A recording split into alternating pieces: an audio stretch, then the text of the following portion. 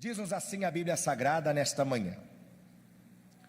O Senhor disse a Samuel: até quando você irá se entristecer por causa de Saul? Eu o rejeitei como rei de Israel. Encha um chifre com óleo e vá a Belém, e eu o enviarei a Jessé. Escolhi um dos seus filhos para fazê-lo rei. Samuel, porém, disse: como poderei ir? Saul saberá disso e me matará. O Senhor disse: leve um novilho com você e diga que foi sacrificar ao Senhor.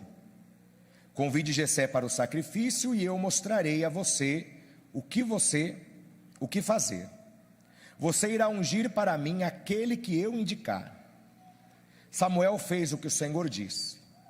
Quando chegou a Belém, as autoridades da cidade foram encontrar-se com ele, tremendo de medo, e perguntaram: vens em paz? Respondeu Samuel: sim, venho em paz. Vim sacrificar ao Senhor. Consagrem-se e venham ao sacrifício comigo. Então ele consagrou Jessé e os filhos dele e os convidou para o sacrifício. Quando chegaram, Samuel viu Eliabe e pensou: com certeza é esse o que o Senhor quer ungir.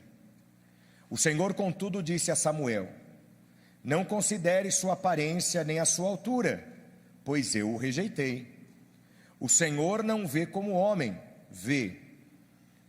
Como homem, o homem vê a aparência, mas o Senhor vê o coração. Versículo 11. Então perguntou a Jessé: esses são todos os filhos que você tem? Jessé respondeu: ainda tenho o caçula, mas ele está cuidando das ovelhas. Samuel disse: traga-o aqui. Não nos sentaremos para comer enquanto ele não chegar. Jessé mandou chamá-lo e ele veio. Ele era ruivo, de belos olhos e boa aparência. Então o Senhor disse a Samuel: é este, levante-se e unja-o. Samuel apanhou o chifre cheio de óleo e o ungiu na presença de seus irmãos. E a partir daquele dia o Espírito do Senhor apoderou-se de Davi, e Samuel voltou para Ramá. Somente até aqui, vamos sentar. Muito obrigado. Você pode dizer glória a Jesus? Louvado seja o nome do Senhor, que o Senhor nosso Deus nunca nos deixe faltar a sua santa palavra. Amados irmãos, queridas irmãs, a palavra do Senhor nesta manhã vem trazendo à nossa meditação um texto bastante conhecido, mas de uma forma muito peculiar. E por que eu digo isso? Eu confesso a vocês que em grandes reuniões da igreja, cuja responsabilidade de trazer a palavra cabe a mim, eu sinto sobre os meus ombros um peso muito grande, porque eu sei que eu não estou simplesmente anunciando algo que seja da minha parte. Eu sou o responsável em anunciar a palavra de Deus. E diante de um colégio de obreiros e obreiras, de homens e mulheres, pastores, pastoras, membros da igreja, líderes de louvor, lideranças nas suas congregações, e que vêm aqui para receber algo da parte de Deus. E essa minha preocupação, ela é tão verdadeira, e os irmãos sabem disso, que nesses momentos eu sempre comento com a igreja. Por exemplo, culto da virada. Eu sempre falo da seriedade com que eu lido com esse sermão. Não que eu não lide com seriedade dos outros sermões, mas é que esse sermão para mim é um sermão profético, é um sermão que Deus vai falar algo sobre o ano vindouro, e essa responsabilidade é grande. E eu estava durante a semana toda pensando, orando a Deus. Tivemos a campanha, preguei no último domingo aqui, abrindo a campanha, preguei sobre Elias. Deus nos deu uma palavra abençoada. E passou a segunda, passou a terça, passou a quarta, a quinta, a sexta, o sábado, que foi ontem. E eu pedindo a Deus: Senhor, o que eu vou falar para a tua igreja? Sabe quando você, pastora Vanessa, abre a Bíblia e só encontra páginas brancas? A minha Bíblia estava assim. E eu folheava ela para cá e folheava para lá e lia um texto, falava: eu acho que isso é interessante, mas aquilo não ardia no meu coração. Porque palavra de Deus tem que arder no coração da gente.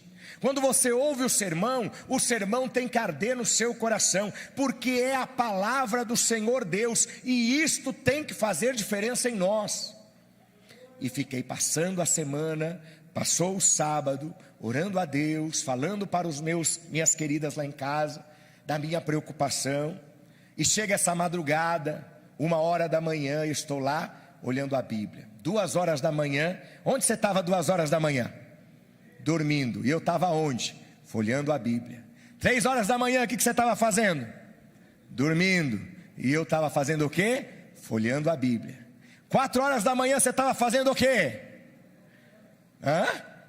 Dormindo. Vocês estavam se trocando para vir para cá de Vargem, né? Vocês vieram de longe. O que eu estava fazendo? Folheando a Bíblia. Eu dormi menos de 2 horas essa madrugada. E por um motivo.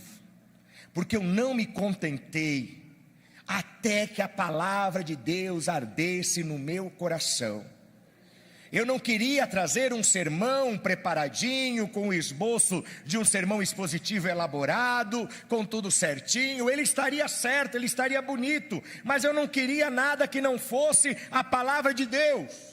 E eu tenho uma boa notícia para você. Quando era quase 5h da manhã, a palavra de Deus ardeu no meu coração. E aí eu tive certeza, essa é a palavra para trazer na grande ceia. Esta é a palavra para trazer para o povo de Deus.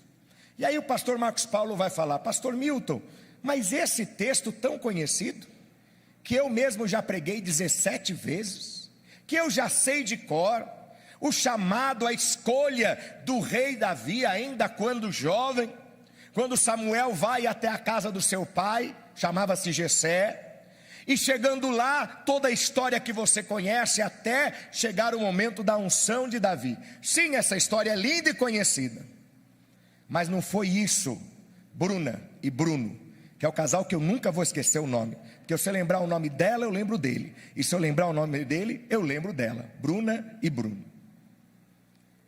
A palavra que veio não quis falar sobre a unção de Davi, veio falar sobre Samuel. Pastor, mas nós já tivemos a semana dos profetas aqui na igreja, e que dia que foi Samuel que nós ouvimos aqui? Na terça-feira, pastor Heitor Pezenato brilhantemente trouxe um sermão como Samuel, com o tema de Samuel. E eu não quero trazer o tema novamente, mas o que chamou a minha atenção, o que ardeu no meu coração? A relação entre Samuel e Saul. Para quem não sabe, Saul foi o primeiro rei em Israel. Antes de Saul, Israel era liderada pelos juízes, era liderada por uma organização mais improvisada, que se reunia apenas para defesa contra a guerra, apenas quando eram atacados. E de repente começa um novo período, uma nova construção política em Israel, que dá início à monarquia, quando o povo vai a Samuel, que era juiz, que era profeta e era sacerdote, acumulando as 3 funções, e diz a Samuel: nós queremos um rei. Samuel apresenta todas as dificuldades que isso implicaria, mas ainda assim o povo insistiu, e Deus permitiu. Tanto permitiu que Deus indica para Samuel quem será o rei ungido. E Samuel vai até uma aldeia, e chegando lá ele encontra um homem chamado Saul, um jovem, bonito, formoso, que se destacava principalmente pela sua altura, pela sua estatura, porque ele era um homem alto. Os judeus normalmente não são homens muito altos, por isso que Paulo diz que ele tem a estatura perfeita, do varão perfeito. O que é? 1,70 m. Então eu tenho a estatura de varão perfeito. Quem é mais alto que eu, se perdeu, tá bom? É lógico que eu estou brincando. Mas Saul se destacava, ele era bonito, ele era forte, ele era alto. E Deus fala: unge esse homem aí, porque ele vai ser o rei. Ele vai ser o rei do meu povo. E eu estou aprovando, eu estou indicando, eu estou declarando que a unção estará sobre ele. E Saul começa a sua vida de monarca, não numa monarquia que a gente conhece como hoje em dia, em um trono cheio de ouro, com uma coroa linda, cheia de pedras preciosas. Não, Era um rei bem pobrezinho. O que ele tinha era uma tenda um pouquinho melhorzinha que a dos outros. O que ele tinha era uma coroa lá de couro, que dava uma realeza para ele. O que ele tinha era alguma coisinha melhor. Mas ele era o rei e era aprovado por Deus. E Samuel começou a ter um relacionamento muito próximo com o rei Saul. Não existe na Bíblia Sagrada nenhum outro relacionamento tão próximo entre um profeta e um rei. Pelo contrário, você vai encontrar profetas denunciando os erros do rei, denunciando os pecados de um rei, até mesmo diante do rei Davi, quando o profeta Natã vai até ele e denuncia: você está errado diante de Deus. Só que Samuel e Saul caminhavam juntos. Samuel e Saul caminhavam em harmonia, em concordância. Samuel era praticamente o tutor de Saul, o orientador, aquele guia, aquele que dizia: faça isso, faça aquilo. E Saul no início foi muito bem. Só que no decorrer do tempo, Saul começou a se perder. Saul começou a errar. Saul começou a fazer o que não agradava a Deus. Saul começou a deixar subir a cabeça a sua posição. Em primeiro lugar, existe uma guerra contra os amalequitas e Deus ordena: não traga nada de lá. E ele traz, ele desobedece, ele não destrói tudo. Depois, em um determinado dia, antes de ir para a guerra, sempre o sacerdote apresentava o holocausto ao Senhor, e Samuel estava demorando, Samuel não chegava, e Saul foi lá e disse: quer saber de uma coisa? Eu sou rei. Então, se eu sou rei, eu vou lá, eu faço o sacrifício, porque o sacerdote está demorando demais. E quando Samuel chega, Saul já tinha feito o sacrifício, errou diante de Deus. E aí o que aconteceu? O mesmo Deus que aprovou a escolha de Saul, foi o Deus que rejeitou Saul. Foi o Deus que disse: você não está mais nos meus planos, você não está mais seguindo a minha vontade, eu rejeito a sua liderança, eu rejeito a sua escolha. E pela sua rejeição, o que foi acontecendo na vida de Saul foi uma decadência constante. E lembre-se, qual era o relacionamento de Samuel com Saul? Eles eram muito próximos. E quando você é próximo de uma pessoa, você se sente mal quando essa pessoa não está bem. Se você tem um grande amigo, uma grande amiga, se essa pessoa está doente, você fica triste. Se essa pessoa está com problemas financeiros, você fica triste. Se essa pessoa está com problemas conjugais, você fica triste. Se essa pessoa está se afastando da igreja, você fica triste. Eu estou falando a verdade, igreja, sim ou não? Sim, com todos nós. A gente fica entristecido, a gente fica sentido, a gente fica magoado, a gente fica se lamentando. E olha que coisa interessante. O primeiro versículo deste texto foi aonde Deus fez arder o meu coração. Quando Deus fala não para o rei rejeitado, porque o rei rejeitado já estava arriscado diante de Deus, porque Deus já tinha dado todas as oportunidades de Saul se consertar, e ele não queria se consertar. E se alguém não quer se consertar, Deus não vai obrigá-lo a isso. Não vai pegar pelo colarinho, arrastar pelos pés e dizer: agora você vai se consertar. Não, Deus deu ao homem o livre-arbítrio. Mas Deus fala com o seu profeta, Deus fala com aquele que tem relação direta consigo, que é Samuel. E o que Deus fala para Samuel? Olha que interessante, versículo 1 eu vou ler de novo. O Senhor disse a Samuel: até quando você vai se entristecer por causa de Saul? Até quando, outras versões bíblicas falam, você vai ficar lamentando por Saul? Por que Deus fala isso para Samuel? Porque Samuel com certeza estava sentindo aquele peso: que pena, o Saul que eu gostava tanto, eu fui lá, eu escolhi, aliás Deus escolheu, mas fui eu que ungi, fui eu que orientei, fui eu que orei por ele, nós nos dávamos bem, eu sei que ele pisou na bola, eu sei que ele está errado, mas eu gosto do Saul, que pena. Oh, que dó! Tem algum texto da Bíblia também que fala: até quando você vai ter dó de Saul? Mas dó e pena nesse sentido, de lamentar, de se entristecer porque o amigo está mal, porque o amigo está ruim, porque não deu certo como deveria. O que poderia estar na cabeça de Samuel? Eu vou ungir esse rei, e esse rei vai ser uma maravilha, esse rei vai ser uma bênção, mas não deu certo. Oh, que pena! Oh, poxa, Saul está mal, que pena! E agora o que vai ser de Israel? E isso, e aquilo, e se lamentando, e se preocupando, e sentindo dó, e sentindo pena, e se entristecendo. E Deus fala assim: Samuel, o que é isso, Samuel? Até quando?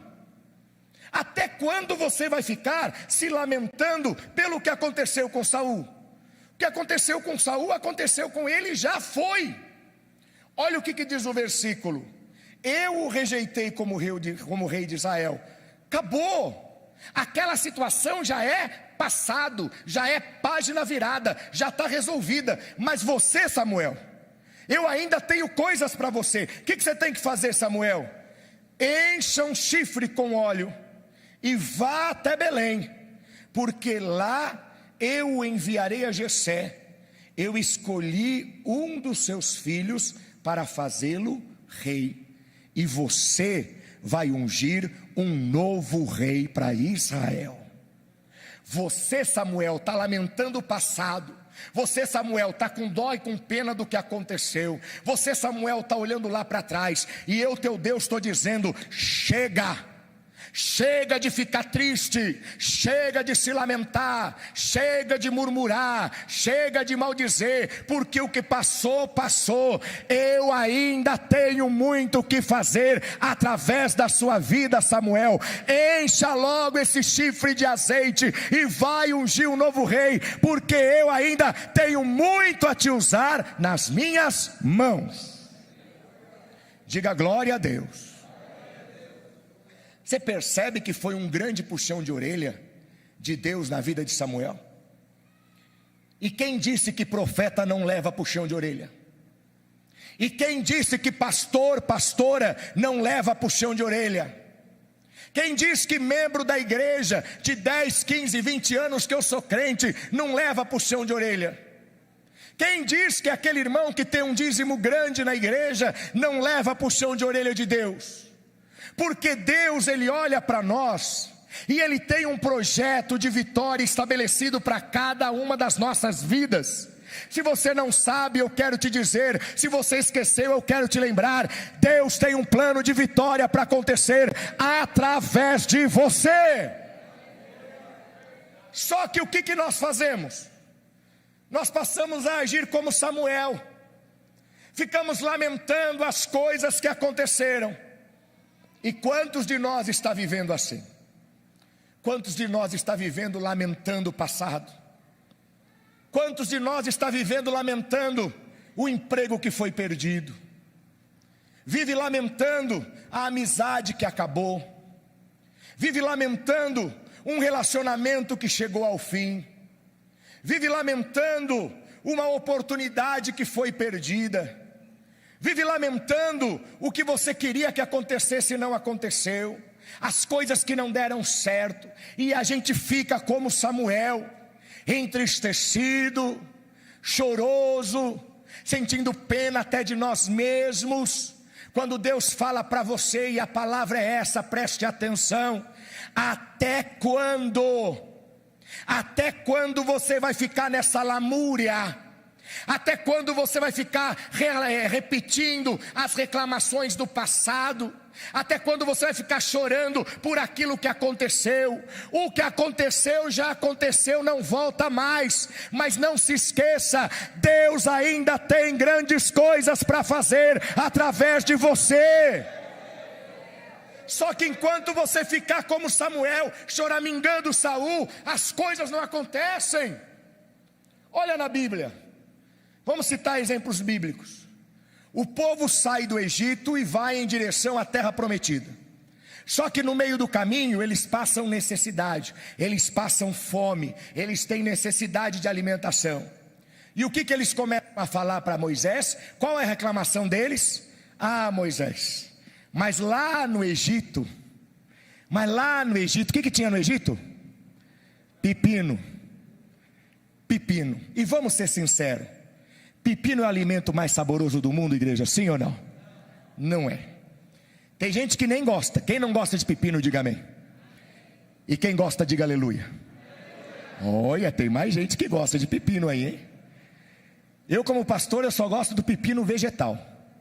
Agora quando alguém vem trazer pepino no gabinete do pastor, eu não gosto.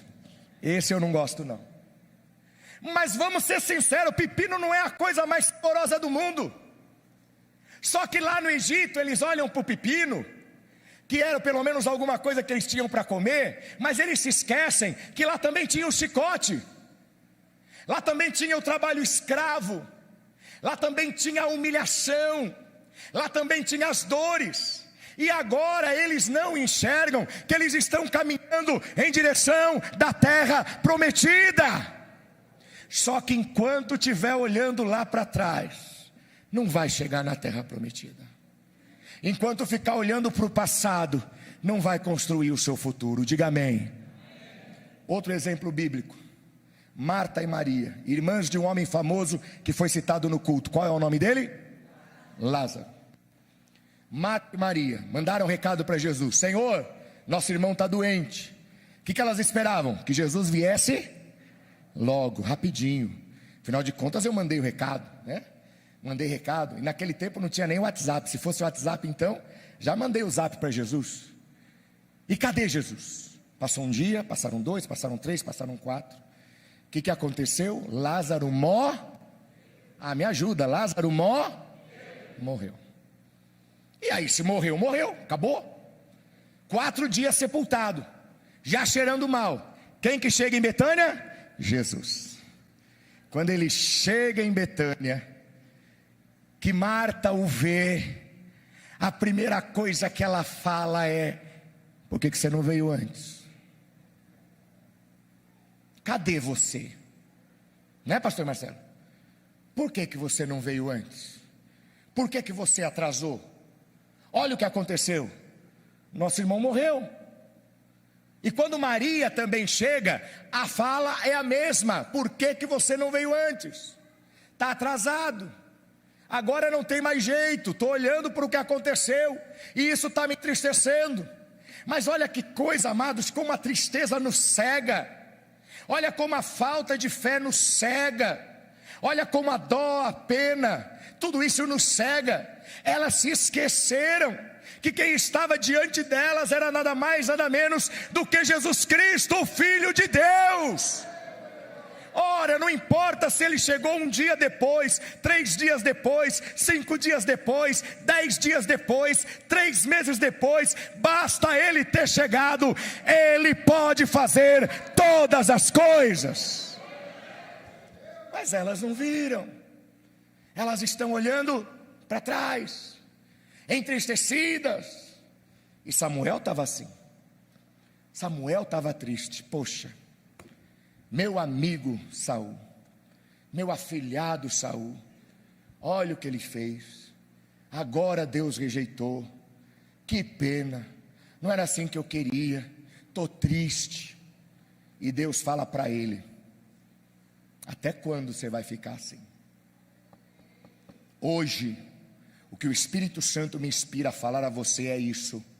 Você pastor, você pastora, você obreiro, você jovem, você irmão da igreja, irmã da igreja, recém-chegado, ou que está há décadas servindo ao Senhor, você que vem lá de Presidente Prudente, os representantes da nobre vereadora, os demais que estão aqui de Vargem, de Itanhaém, de São Paulo, São Bernardo, São Caetano, Santo André, de onde quer que você seja, Deus está falando para você, e a pergunta é essa: abra os ouvidos, até quando? Você já ficou muito tempo triste, você já ficou muito tempo choroso, chorosa, você já ficou reclamando muito tempo, você já ficou se autocomiserando muito tempo. O que significa isso? Oh, tadinho de mim, oh, tudo acontece comigo, comigo tudo está errado, ai meu Deus do céu, se eu comprar uma rosquinha ela vai vir sem buraco, se eu encontrar um anãozinho ele vai crescer, tudo dá errado para mim. E você vive assim: ai, meu cabelo não cresce, de todo mundo cresce, mas menos o meu. Eu não emagreço, todo mundo emagrece menos eu. Todo mundo enriquece menos eu. Todo mundo viaja menos eu. Para! Até quando? Até quando? Eu quero que você entenda. Deus fala para você como falou para Samuel: até quando você vai ficar assim? Eu ainda tenho um rei para você ungir. Ainda tem coisa para você fazer. Até quando você vai reclamar? Eu já estou muito velhinho. Até quando você vai reclamar da sua idade? Até quando você vai reclamar da sua falta de dinheiro?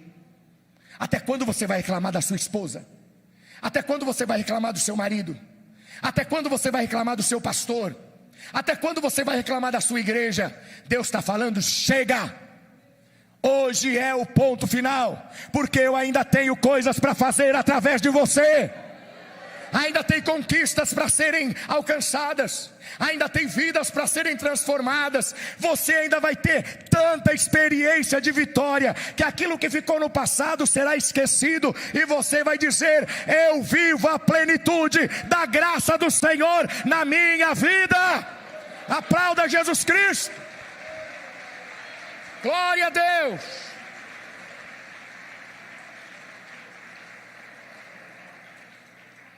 Diga aleluia. Só que tem um porém. Está muito bonito até aqui. Já está bem motivacional, não está? Já dá para Shirley sair daqui e falar: nossa, agora está tudo diferente. Espera aí. Vamos ver o que Deus fez com Samuel? Deus falou para Samuel: até quando você vai ficar assim? O que passou? Passou. Complete: o que passou? Até quando? Chega. Agora, o que você tem que fazer, Samuel? Como disse, eu já rejeitei o rei. Acabou.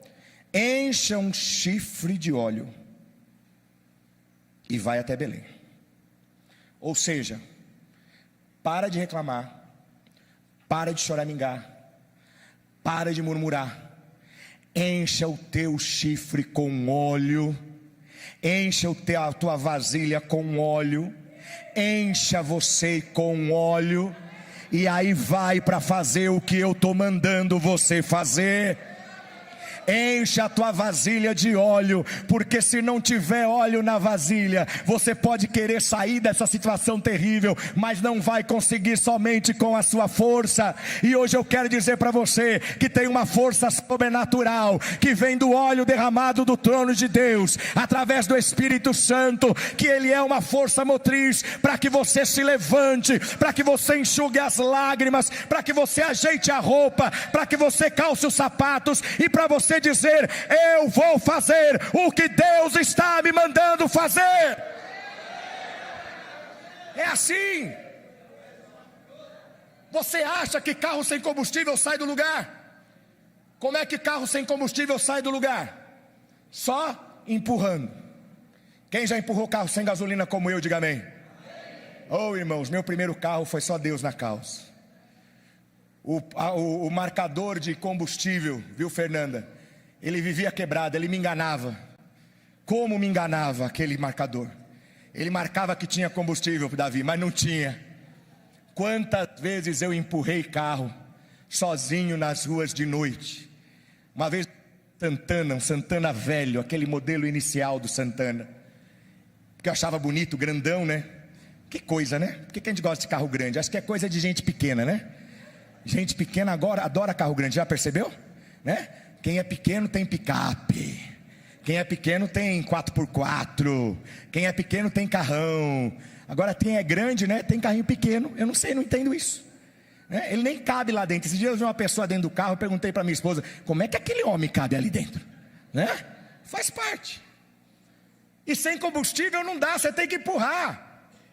Só que eu não encontro na Bíblia Sagrada um Deus que tem como atividade principal ficar empurrando seus filhos, ficar empurrando seus servos, dizendo: vamos pegar no tranco, vai, não deu, vamos de novo. Não, eu creio num Deus, e a Bíblia me revela um Deus que enche o tanque dos seus servos do azeite, do óleo, do Espírito Santo de Deus.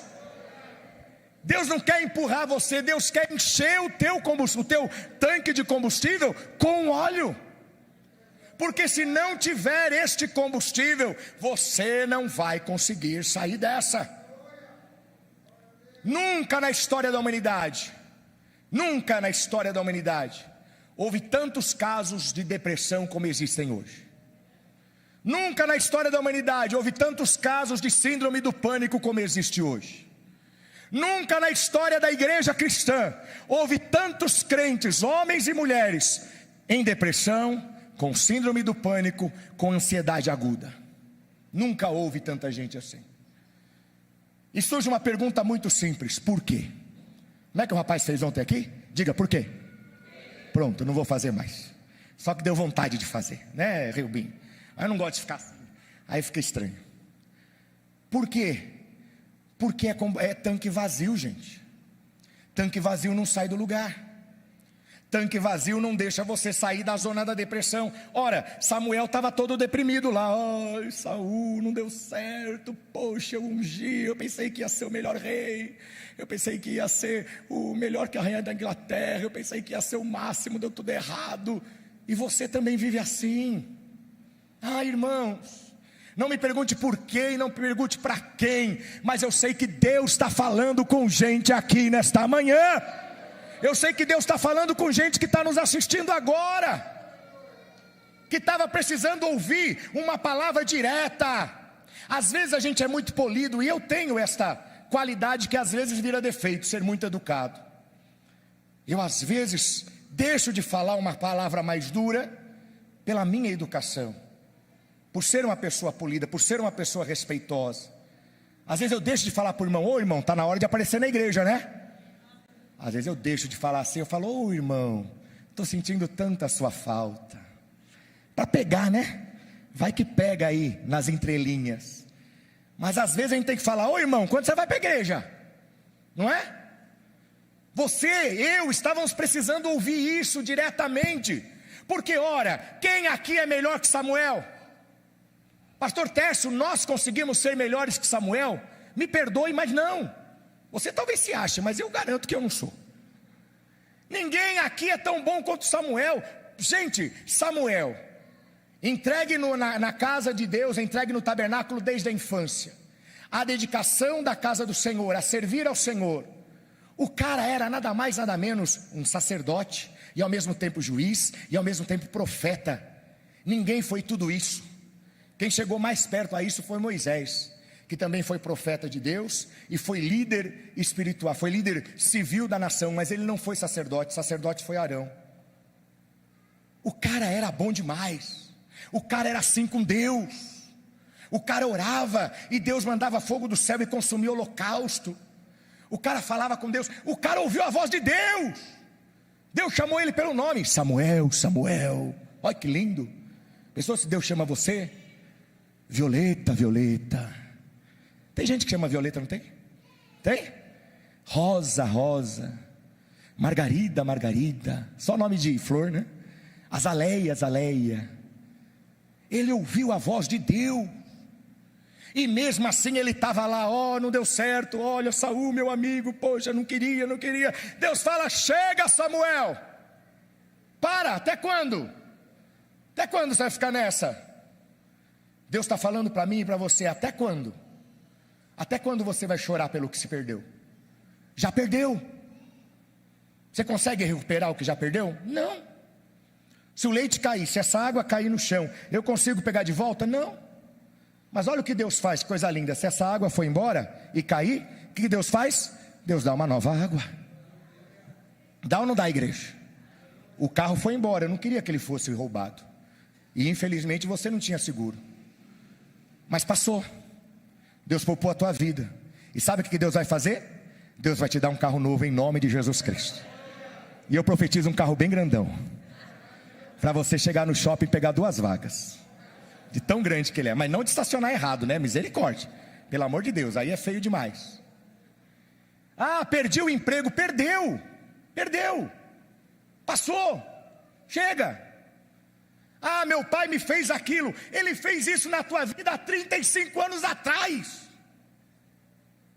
Ah, mas a minha mãe, a tua mãe fez aquilo há 10 anos. Ah, mas eu estou muito magoada. Eu fiquei muito sentida. Não, o pastor, nossa, o pastor um dia de púlpito, você não imagina o que ele fez. Ele estendeu o dedo para mim e falou: irmãs, vamos nos consertar. Era para mim? Ele falou que eu estou com a vida errada. Sabe quando foi esse culto? Dia 18 de outubro de 1982. E até hoje ela não perdoa o pastor. Até hoje. Deus está falando: até quando você vai agir assim? Até quando você vai deixar isso te paralisar, te prender? Se Deus está falando: eu tenho muita coisa boa para fazer ainda na sua história. Eu tenho muita coisa boa para fazer na tua vida, mas você precisa fazer uma coisa importante: encha o teu tanque com o óleo da graça do Espírito Santo de Deus, porque é Ele que vai te dar motivação para continuar, Ele que vai te dar autoridade para ungir rei, Ele vai te dar autoridade para falar com pessoas importantes, Ele vai te levar onde você não imagina, Ele vai fazer com que você seja ganhador de almas dentro da tua família, dentro da tua casa, Ele vai fazer com que você ore e a enfermidade sejam curadas, Ele vai fazer com que você fale em línguas dos céus, e o principal, Ele vai fazer com que eu e você entre na glória do Senhor, preparada para a eternidade. Para quem tem o seu vasilhame, a sua vasilha cheia de óleo. Até quando, Samuel? Para de reclamar, para de choramingar, para de murmurar, encha aí a tua vasilha de óleo e vai, prossegue. Amados, a vida é como um rio. O rio, ele tem correnteza, que é o movimento das águas, e a correnteza é sempre no mesmo sentido, sim ou não? Sim. Não tem como voltar, pastor. Se você jogar um objeto aqui no rio e a correnteza for nesse sentido, ele não vai voltar para lá. Cada vez mais ele vai para frente. É uma metáfora, sabe do que, gente? De uma coisa chamada vida. Vida, guarde isso. A vida é um rio, e a cada dia ela está passando. Só que você está remoendo as coisas lá de trás, e a vida passando, e você está reclamando daquilo lá de trás, e a vida passando, e você olha para aquilo lá atrás, e a vida passando, e você olha ali, e a vida passando. Mas olha o que ele fez para mim, e a vida passando. Olha o que ela disse, e a vida passando. Olha o meu emprego, a vida passando. Olha o dinheiro que eu perdi, a vida passando. Olha o que aconteceu na igreja, a vida passando. Olha, me atrapalhou na obra do Senhor, a vida passando. Olha lá, a vida passando. Vida passando. Tan, tan, tan, tan, tan, tan, tan, tan, tan, tan, tan. O que aconteceu? A vida passou. A vida passou. E você lamentando, só lamentando. Até quando você vai ficar assim? Você que me assiste, Deus fala para você: até quando você vai ficar assim? Hoje é dia de nos enchermos com o óleo da graça do Senhor Jesus. Combustível. Levante a sua mão com a minha, por favor, e diga assim: Jesus, me enche do óleo do teu Espírito. De novo: Jesus, me enche do óleo do teu Espírito. Põe a mão no ombro do teu irmão e diga: Jesus, encha meu irmão do óleo do teu Espírito. Jesus, encha mais o meu irmão do óleo do teu Espírito. Jesus, encha mais a nossa igreja do óleo do teu Espírito. E pela última vez, para você glorificar Jesus, enche-nos do óleo do teu Espírito. Glorifique a Deus. Aleluia, aleluia, aleluia.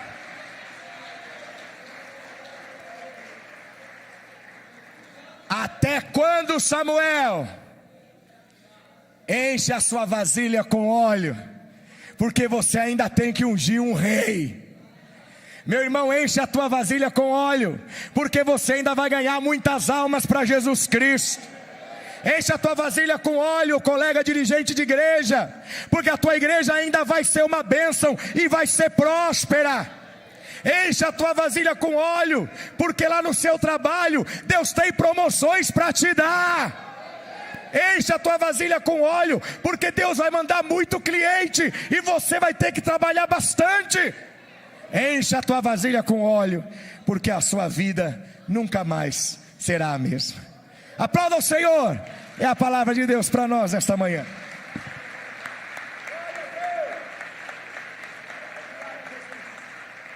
Obrigado pela tua palavra. Mas que igreja quieta glorifica Jesus.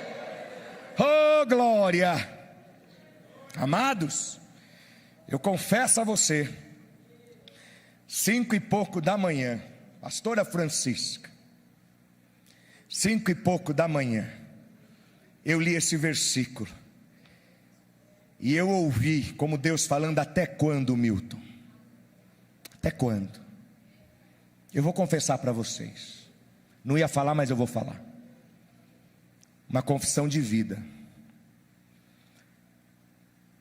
Em 1992, eu ingressei concursado no Banco do Brasil. Trabalhei lá 1 ano e 8 meses, mais ou menos. E Deus recolheu meu pai, em outubro de 1994. E eu não pensei 2 vezes na hora, Paulo. Eu simplesmente falei: quer saber de uma coisa? Vou deixar tudo, vou sair do banco, vou ficar trabalhando só na obra. Vou cuidar da minha mãe, sou filho único, e vou cuidar da obra do Senhor, porque uma das prerrogativas que Deus falou, que meu pai falou a Deus na sua oração, foi essa: o Senhor vai me dar um filho, ele vai ser homem, vou colocar o meu nome nele, e ele ficará no meu lugar. Foi o que ele disse. E aquilo gritou nos meus ouvidos. Abandonei tudo, tudo. E confesso a vocês, por por quase 2 décadas, no meu coração ardia: por que você fez isso? Sabe lá o que é um emprego concursado no Banco do Brasil? Pode não ser o emprego que pague o melhor salário do mundo, mas não é um salário ruim. 6 horas por dia, das quais eu trabalhava só 4, porque eu trabalhava no centro de processamento. Então por 2 horas a gente não fazia nada durante o dia. Aquilo não era um emprego, aquilo era realmente, aliás, não era um trabalho, era emprego. E o salário aumentaria a cada 5 anos, estabilidade, sairia de lá aposentado, e poderia subir internamente no banco, quem sabe me tornar o primeiro evangélico presidente do Banco do Brasil. Já pensou? Podia chegar lá. Que coisa linda. Larguei tudo, e aquilo ficava me remoendo. Poxa, o que eu fiz? Podia estar lá no banco, podia estar lá no banco, podia estar trabalhando no banco. Ninguém sabe do que eu estou contando aqui, a não ser minha família. Tentei fazer novos concursos, por 2 vezes eu tentei fazer concurso de novo para o banco, porque aquilo me incomodava. Eu falava: eu tenho que voltar, porque era muito bom. Eu sonhava com isso, Bruno. Sonhava que eu estava no banco, que eu entrava lá e alguém falava: oh, você voltou, que bom. E eu começava a trabalhar de novo. Até que uma manhã eu tive um sonho. E naquele sonho eu estava numa gráfica de um grande jornal. Quem já viu pela televisão a gráfica de grandes jornais? Hoje em dia os jornais em papel estão caindo em desuso, mas todos aqui viveram o período do jornal em papel. E quando são impressos jornais, são impressos milhares de unidades, né? Milhares de exemplares. E eles passam naquelas esteiras rápidas. Já viram aquilo na TV? Passa tudo rápido assim, que quase você não vê o que está escrito lá. E eu via aquelas esteiras, e eu via tudo aquilo trabalhando. E cheguei perto de uma delas. E no meu sonho eu falei assim: Deus, o que você quer de mim? Porque eu sabia o que o meu coração sentia. Eu sabia que eu lamentava o passado pela perda que eu tive. Pela melhor das escolhas, eu quis cuidar da minha mãe, eu quis me dedicar à igreja, mas depois da precipitação eu achei que estava tudo errado. Quando eu olhei para aquela impressora, para aquela, como que eu posso falar? Onde passam os jornais, né? Tem um momento que eles passam na vertical, né? Esteira, obrigado. Aquela esteira que passa na vertical. E quando você olha algo que passa muito rápido, é impressionante, uma ilusão de ótica. Você consegue ver, parece que a imagem está parada, já viu isso? Quando você vê um automóvel, por exemplo, andando, você olha para a roda, parece que a roda está andando bem devagarzinho. O ventilador, parece que não é assim? Parece bem devagarzinho. E eu olhei e parece que aquilo dava para ler. Eu perguntei assim: Senhor, o que você quer para mim? E sabe o que eu li naquela esteira, naquele jornal? E eu não minto, eu estou diante do Senhor, diante da palavra de Deus, diante da mesa do Senhor. Apareceu escrito para mim naquele jornal. Eu perguntei: o que você quer para mim, Jesus? E apareceu escrito assim: igreja. Apareceu escrito igreja. E aquele dia eu entendi que o que eu fiz lá no passado era o que Deus queria que eu fizesse. E que eu estava chorando e reclamando e pensando que eu perdi algo que não era o que Deus queria para mim. E eu espero que isso sirva de testemunho para você, porque como a palavra disse, até quando você vai ficar chorando por coisas que se perderam? Até quando você vai ficar lamentando o que passou? Deus tem coisas boas para você no seu futuro. E quando Deus me mostrou isso, eu nunca mais questionei a Deus. Às vezes eu passo na frente de um Banco do Brasil, até dou uma olhadinha assim, né? Mas eu falo: não foi isso que Deus me chamou para fazer. Deus falou exatamente para mim o que eu quero. O que você quer para mim, Deus? E Ele falou: igreja. E por isso eu estou aqui. E por isso eu só saio daqui quando Jesus Cristo me levar para a sua glória. Se você puder acreditar, acredite. Eu não minto. Foi a resposta que Deus me deu.